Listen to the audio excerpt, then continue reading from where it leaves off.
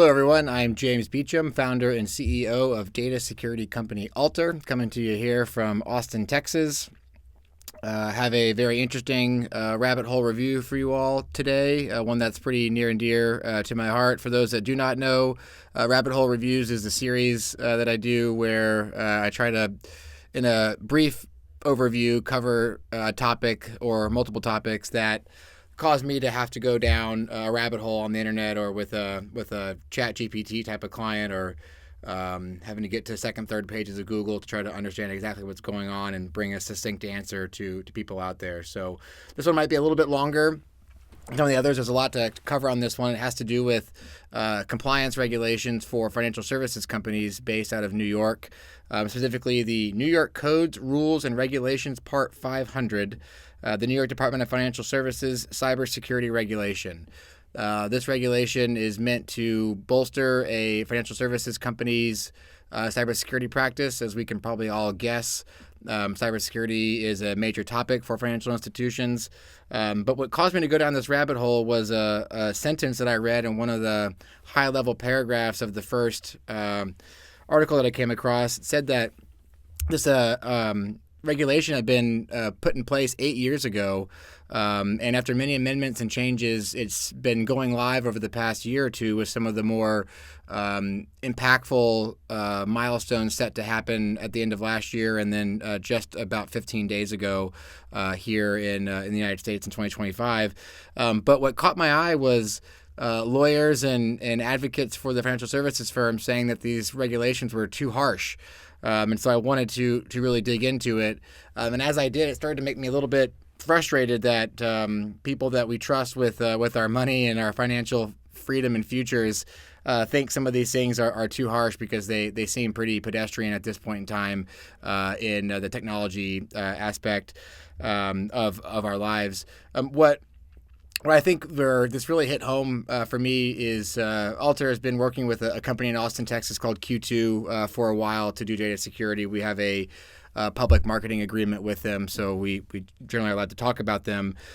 For those that do not know, Q2 is a provider of digital banking and online banking services for credit unions and banks in the United States. To give you an idea of the size, about 1 in 10 online banking users in the United States use a Q2 product in order to transact online. So to give you an idea of the size and scale of Q2, it's about 1 in 10 of us are using them. And I'm very close with Lou Sanko and the other folks over there at Q2 that work tirelessly to provide online and mobile banking for people.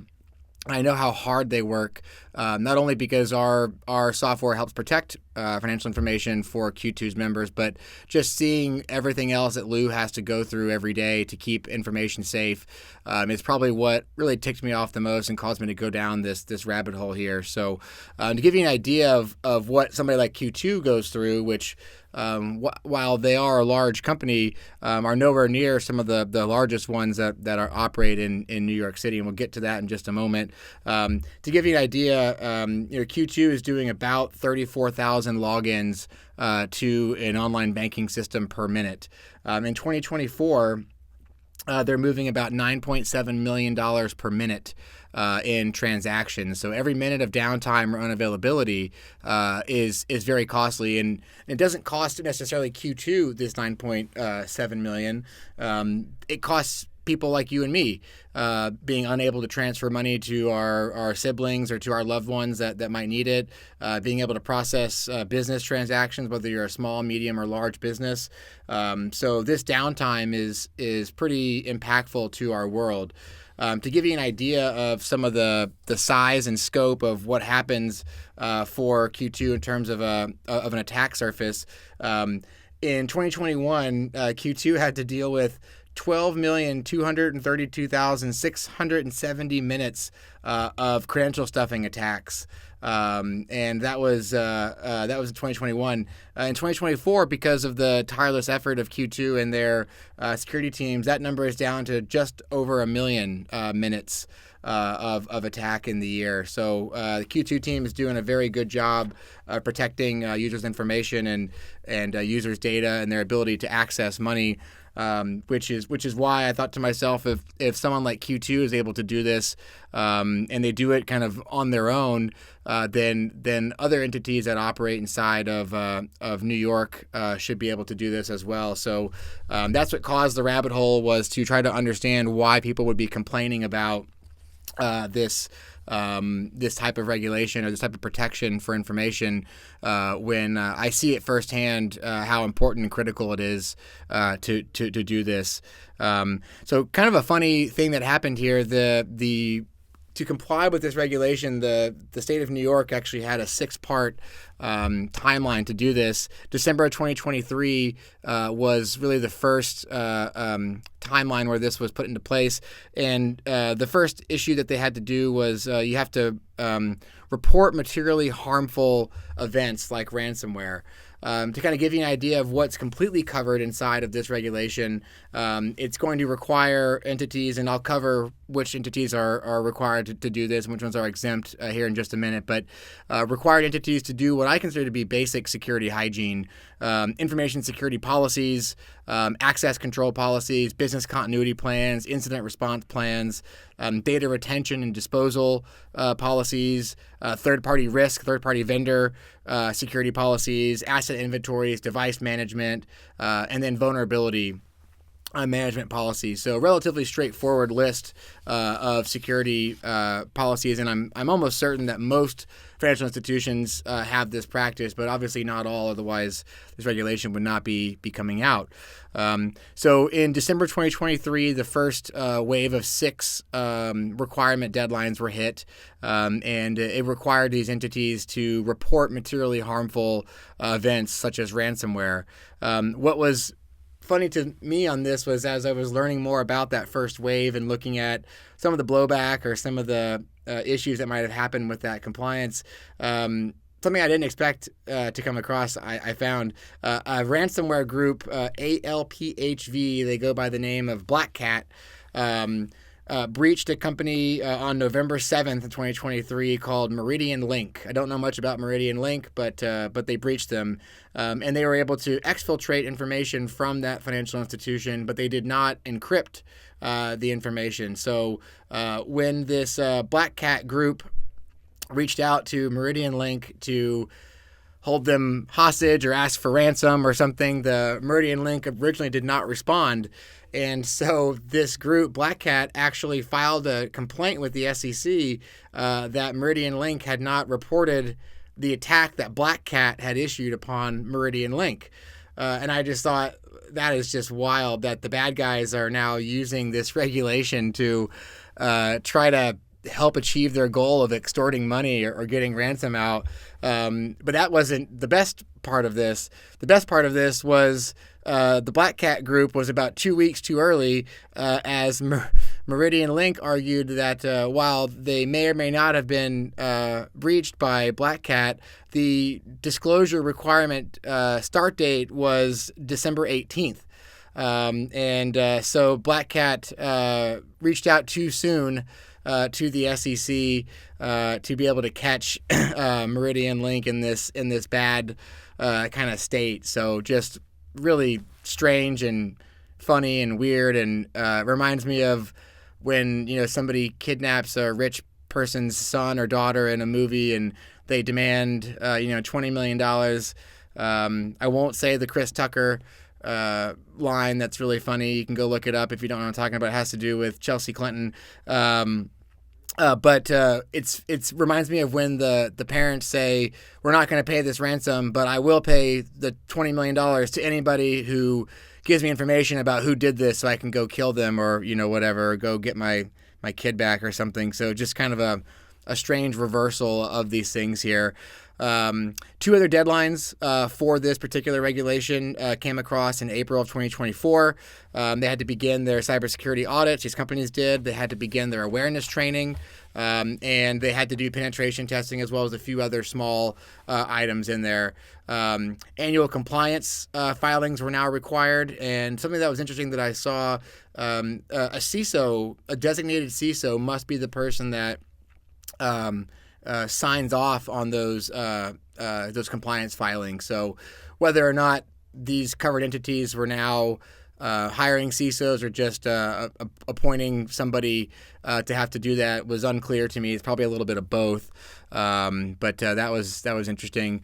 And then on November 1st, 2024, there was an added set of responsibilities around data encryption, incident response, disaster recovery, tabletop exercises, and the responsibilities of the CISOs and senior leaders to begin to extend their programs from just passive into active states. This most recent deadline, which hit May 1st, 2025, focuses on access controls, privileged access management systems or PAM solutions, configuring remote control protocols for how you can access virtual desktops, things like that, and account hygiene, so removing unused accounts or accounts that needed to be temporary but maybe were left permanent for a while there. Also brought into requirement now basic password hygiene, which you should be doing anyways. Please use a password manager if you're not. You need to now conduct vulnerability scans, and you must implement malware detection and event logging, as well as endpoint detection and response, or EDR.